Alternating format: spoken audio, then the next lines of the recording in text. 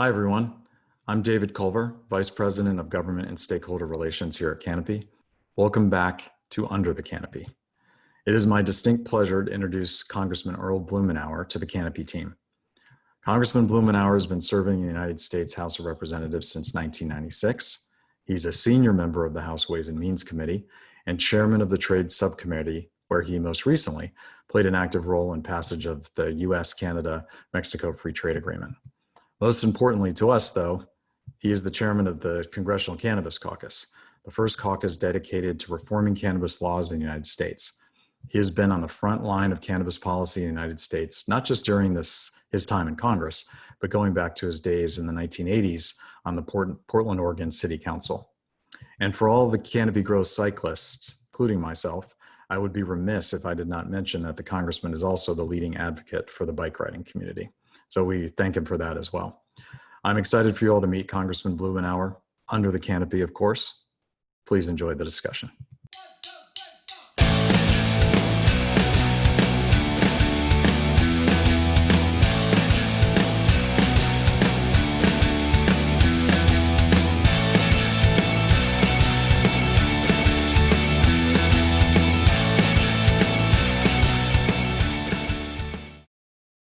Dave, it's great to spend some time talking to you about one of my very favorite subjects in the world, how we deal with ending the failed prohibition of cannabis, unlock the opportunities for the private sector, for individuals in terms of health, recreational use, research, and be able to establish a strong legal market. This is key to being able to deal with all of the supposed objections that people have. By legalizing, taxing, regulating, we can make sure that we get the benefits of a new era in terms of the economy. It is huge in terms of justice reform and being able to get the federal government oriented in the right way, because we don't want to have areas of black market or problems where it gets in the hands of children. And it's all revolves around getting our policies right. Well, we're so grateful to you, just as chair of the Congressional Cannabis Caucus. You've been a leader on this for decades. And I think I hope you hear from the industry. I will tell you specifically myself, just how grateful we are for everything that you do. There's not a member of Congress that I don't talk to about this issue that doesn't reference you and your contact with them. So you're our champion up there, and we're really grateful as an industry. I appreciate the feedback. But let me just say, after having worked on this for decades, I feel better about what's going to happen in the next 6 to 12 months. The table is set. We've got momentum moving in our direction. And I think we'll finally be able to get it right with a new Congress and the new administration. And it's still possible that we can see some action yet in this Congress. Yeah, so let's get into that a little bit more. What specifically do you see happening, in the fall, most likely, right? That we could see. Obviously, we've got I'd love your comments about the Safe Banking Act and kind of where that stands as part of the COVID relief package, and then whatever else you think might happen this fall. Well, what I've been doing with our operations is basically put on a full court press to take advantage of these seeds that have been planted. And in some cases, we're watching mature action. The Safe Banking Act was landmark on so many levels. I mean, first of all, the notion that we have state legal cannabis enterprises paying thousands of dollars of their taxes with shopping bags and duffel bags full of $20 bills is insane. Not allowing a growing part of the economy to have a full range of banking services, and then having gray areas where we have challenges for people being able, even in their private activities that aren't related to the cannabis business, having negative consequences. The Safe Banking Act moving through the Financial Services Committee on a bipartisan basis, passing on the floor of the House with every Democrat but one, and about almost 40% of the Republicans, is a huge milestone. So that's over in the Senate, and it's ready to break loose. There are internal challenges there with people who have, different attitudes. But as a practical matter, I think there is a recognition by some of our friends in the Senate that this is time. And when we have a broad array of stakeholders, not just the cannabis industry, but credit unions, the American Banking Association, people who are concerned with real estate. We've got a great coalition coming together to move that. And so it's going to solve a major problem for state legal cannabis companies and enterprises, but it's also symbolically, in terms of having this first major piece of legislation move through, I think is going to send shockwaves. We also have teed up and ready to go the MORE Act. That's been just a delightful project this last year. Jerry Nadler and I kind of joke, he's been involved with legalization of aspects of cannabis almost as long as I have. I started as a child legislator in '73. Jerry was involved with the decriminalization in New York in the '70s and has never really abandoned his interest. As chair of the Judiciary Committee, it's been great to work with him on the MORE Act that put together the pieces of legislation that we've been working on for a year to try and make the best possible piece of legislation. Build on our experience, incorporating, for example, some of the provisions of Barbara Lee's Cannabis Justice Act. This is an important part of what we're seeing now in terms of the turmoil surrounding law enforcement, racial justice, equity in criminal policies. This is something that I think might well be part of a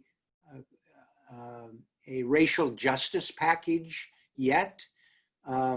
This is legislation that passed out of the Judiciary Committee with bipartisan support and is teed up and ready to go. The MORE Act solves one of the major problems we have now in terms of justice for people of color. It's a sad but well-known fact that they are subjected to selective enforcement of outmoded cannabis laws far more frequently than Caucasians.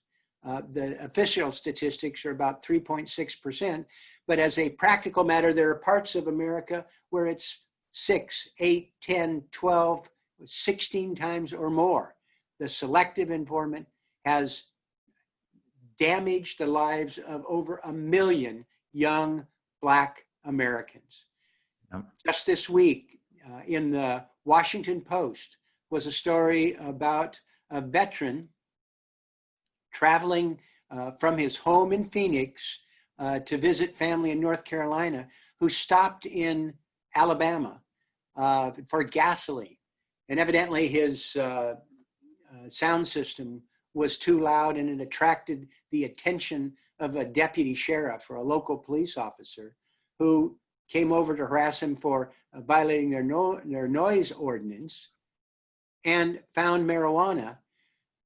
This gentleman, this veteran, this disabled veteran produced his card demonstrating that this was legally prescribed in Arizona as medicine.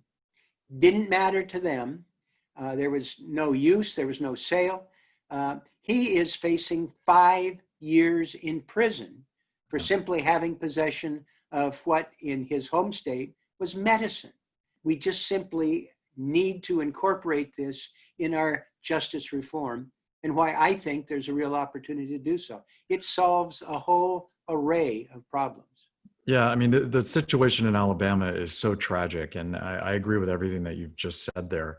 I guess just to dive a bit deeper, I was a little surprised in the policing reform package in the House bill that there wasn't more discussion about decriminalization. I'm not obviously there, but I just thought that that may have been part of the package. Is the caucus thinking that maybe this is something that they addressed later on? Was it discussed during that time period? What was the insider scoop there, Congressman? Well, a lot of this package was assembled by the Congressional Black Caucus. And there's some residual tension dating back to Ronald Reagan, dating back to Richard Nixon's war on drugs. And it has a complex set of interrelationships. There are some leaders in the Black Caucus, like Charlie Rangel, who were deeply concerned about the impact of crack cocaine on their neighborhoods. And they were, to say the very least, ambivalent about legalization. That has held up some of the activity, for example, in states like New Jersey. And that's being sorted out. But we have not given up. I have taken this message to the Democratic leadership. I've been in consultation with leaders in the Black Caucus who understand the devastating impact that criminalization of cannabis has had on young Black men in particular.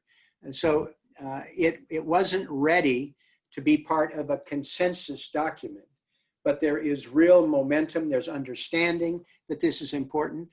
The leadership in the House of Representatives has voted with us on our amendments, has voted with us on the Safe Banking Act. They're open to moving the MORE Act. And we haven't given up. We're moving forward on a number of different levels. I think that can happen yet this summer. Good. Well, it's exciting. There's so much momentum right now. Let me just pivot to the presidential. And everybody had their eyes on the Biden-Sanders task force recommendations that came out recently. And I know from a number of the folks that served on the task force that they spent an unusual amount of time focusing and discussing the cannabis position. What did you think about the recommendations? What should we do with them? How should we be talking to the Biden campaign? How are you talking to the vice president about this? Well, I have, as you know, Dave, made this an issue that I've taken to Democratic leadership. I had individual conversations with Hillary Clinton on 2 different occasions. I went to their headquarters in Brooklyn. I talked to the political people. I talked to the fundraising people. I talked to the campaign elements, the policy people. And in all of those areas, I made the case that this should have been a no-brainer for Hillary Clinton. I know actually that I got through to her, at least in terms of making my case, because some of the hacked emails of John Podesta were records of her conversation with me. But she never really fully embraced it. I will go to my grave convinced that if she could have put together a coherent, rational position on legalization of cannabis, she would have been president. She wouldn't have to worry about 78,000 votes in Michigan, Pennsylvania, and Wisconsin. And I think the vice president's position is evolving. I think the campaign needs to embrace it. It is demanded by the American public. It's no longer controversial. Yeah. For the campaign to talk about decriminalization is essentially meaningless. Your grandmothers for decriminalization. Over 2/3 of the American public supports full legalization. A majority of Republicans support full legalization, and an overwhelming majority of young people. So I think that's where we're going. I'm optimistic that before the election, we'll get a better statement. But ultimately, what's going to matter is what we do in Congress. And we are poised, maybe even this Congress, to fully legalize, but certainly in the next Congress. Yeah. Well, I appreciate that. And let me ask you, just from a government relations professional perspective, we talk to other MSOs. I talk to them on a regular basis. We have all sorts of different working groups and coalitions, including the one that Amber runs for you very effectively on the Hill. What can the industry be doing to help further this cause? What sort of message can we bring to them from you and from your leadership position on the Hill about how we can support the efforts this year? Well, let me just say one of the reasons we're in such a strong position now is because of how effective the industry has been, first and foremost, in starting these businesses, running them in a very professional way, being in many cases, these are the gold standard in terms of local employment and how they treat their employees, being involved with public education. The industry has helped position us on the verge of final victory. What I think is important is to continue with the outreach, letting people understand what is going on in terms of state legal cannabis enterprises, inviting people in to tour facilities, to meet with their employees, to talk to customers. That has made a huge difference in expanding the horizon of policymakers and creating the opportunity for us to move forward. The industry is being much more sophisticated in terms of politics. I got deeply involved in the last series of congressional elections. I formed a little cannabis fund. Nobody got money from me or campaign advice until they had a chance to talk through with me the critical role that cannabis can play and why they need to embrace it politically as well as policy-wise. We removed from Congress the number one enemy of the industry, Pete Sessions, who had an extraordinarily powerful position as chair of the Rules Committee for the Republicans, who was just stymieing us at every turn for no good reason other than his hostility. Well, what happened is we were able to mobilize support for Colin Allred, who wasn't just a former professional football player and civil rights attorney and all-around good guy. He had good policies regarding cannabis, and it made a difference in that election. So politics, how people run their business, and then continuing the outreach to the media. I think it's a full court press. All of those things play a role, and I hope that we'll continue beating the drum with individual members of Congress and candidates so that we build more public support to be able to get it across the finish line. These efforts are making a difference, and attitudes are changing, not just with the general public, which have been revolutionary, but it's making a difference in the halls of Congress. Congressman, you are chair of the Trade Subcommittee on the Ways and Means Committee. I'm just curious if you have put any thought into a post-legalized world, even just here in North America, between Canada, Mexico, and the United States, as it would relate to trade between the three countries. Also curious too, if you have any thoughts related to the WHO recommendations to the United Nations. I know that you were at the UN last year discussing that matter with leadership. Just curious if you have any thoughts about those recommendations and the vote in this coming December. I have been excited about working on in the last couple of years deals with the international aspects of cannabis. In 2019, I went to the United Nations for kind of their interim discussion on international drug policy. I chair the Trade Subcommittee for the Ways and Means Committee. And we have some interesting opportunities in terms of cannabis in the marketplace, interstate and intrastate. We now have in North America the potential of a North American cannabis zone. Canada has fully legal, and of course, you folks have been pioneers in that. Mm-hmm. Mexico has gone fully legal, and we're watching the momentum build for the same thing in the United States. Having a North American unified market gives opportunities for product development, for research, for meeting the needs of customers in a way that I think is really exciting. And in terms of intra-trade in the United States, as soon as we can get legal, having an opportunity to trade cannabis across state borders. One of the problems we have right now, getting rid of the black market, in terms of the success of various companies. We have a cannabis imbalance.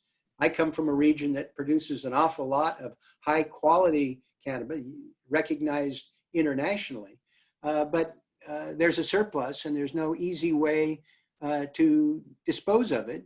And it invites some people to be involved with the gray market. When we can trade that across state lines, we can balance supply and demand. It's better for the industry, it's better for consumers, and it is better for law enforcement. And those objectives in terms of a North America cannabis zone and being able to freely market cannabis across state lines are some of the first things we're going to do when everything is fully legal. And I hope that happens within the year. Well, I can guarantee you that from Canopy's perspective, we'll continue to keep the pressure on and certainly follow your lead on all of this stuff. I know that we're about out of time here, but I wanted to end with two quick questions if I could. Number one is, do you have any thoughts or comments or inside baseball on who the vice presidential pick will be for Mr. Biden? And then number two, and probably most importantly, we both love bikes so much. I could not have a moment with you without asking, have you been on your bike? Have you been out riding? I know I have. It's been my saving grace, I think, the last 4 months. Yeah, it's been, in terms of cycling, it's been a delight. And I just bought my 7-year-old grandson a new bicycle, and that's something we can do socially distant. Yeah. As we are kind of sentenced to our homes with all these Zoom calls, getting out biking and running makes all the difference in the world with mental health. Yes. I will say. I am intrigued with a number of potential candidates to be vice president. But my personal hope is that Vice President Biden starts to announce his cabinet selections.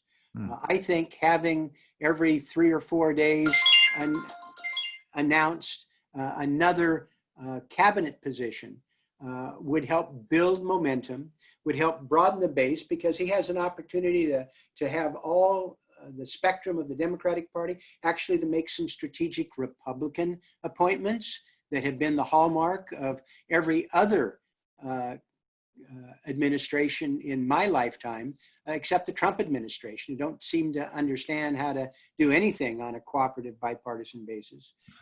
Being able to make those appointments public will build excitement, build momentum, and provide a stark contrast with the placeholders, the old white men in the Trump cabinet. Half of them appear to be acting and apologizing for Trump, as opposed to being able to get a wide array, perhaps of some former presidential candidates, leaders in the Senate, gubernatorial, and business. I think that would really build momentum and excitement and be a powerful contrast with a just simply floundering Trump administration. Well, I appreciate that insight. And thank you again for taking the time with us. I always love listening to you. And again, just to reiterate my thanks to you for your leadership for our industry. We're genuinely grateful. And I hope you and your family continue to stay safe, and hope to see you in person at some point, maybe even on a bicycle. Great. That would be terrific, Dave. All right, sir. Thank you.